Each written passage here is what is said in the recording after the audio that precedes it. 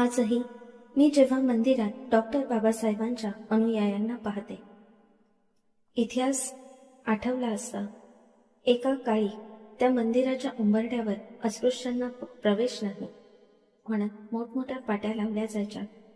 2 मार्च 1930 रोजी महाराष्ट्रातील नाशिक येथे डॉक्टर बाबासाहेब आंबेडकरांच्या नेतृत्वाखालील काळाराम मंदिर सत्याग्रह हा एक ऐतिहासिक अहिंसक निषेध होता.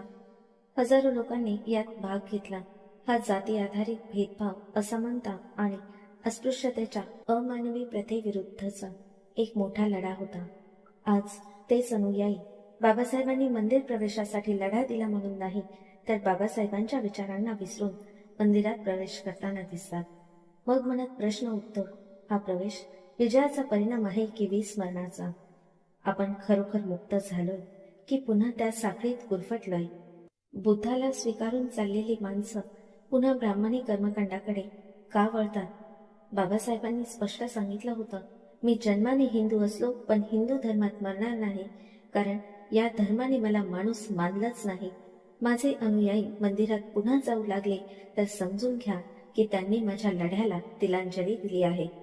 बाबासाहेबांनी दिला होता बुद्धाचा धम्म, जिथे व्रत नव्हती, कर्मकांड नव्हती, जात नव्हती, जिथे होता धम्म समतेचा, विज्ञानाचा, करुणेचा, जिथे माणसाला माणूस म्हणून जागं केलं जातं. पण आज अनेक अनुयायी पुन्हा तीर्थावर जातात, नवस मांडतात, अंधश्रद्धेत गुरफटतात. बुद्ध धम्म विसरून पुन्हा देवाला चढवतात तेल आणि पिंड्यांवर अभिषेकाचं दूध. ही बाबासाहेबांच्या विचारांची अधोगती नव्हे का? ते म्हणाले होते, माणसाने विचार केला पाहिजे, प्रश्न विचारले पाहिजेत, अंधश्रद्धा सोडून आत्मप्रकाशाचा मार्ग धरला पाहिजे. मग आपण त्यांच्या विचारांवर चालतो आहोत का, की फक्त फोटो आणि जयंतीपुरतं त्यांना मानतो?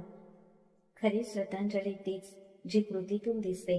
बाबासाहेबांचा खरा अनुयायी तोच जो मंदिराचा उंबरठा ओलांडण्याऐवजी शाळा, ग्रंथालय, वाचनालय यांची धम्मकक्षा उघडतो, जो नवसाच्या फुग्याऐवजी बुद्धाचा विचार मनात रुजवतो आणि जो बाबासाहेबांना देव मानत नाही तर त्यांच्या विचारांचं दीपस्तंभ मानतो. म्हणूनच आजही मी जेव्हा मंदिरात बाबासाहेबांचे अनुयायी पाहते, तेव्हा मला बाबासाहेबांचे डोळे आठवतात.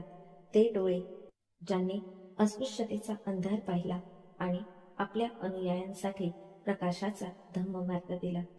जय भीम, नमो बुद्धाय.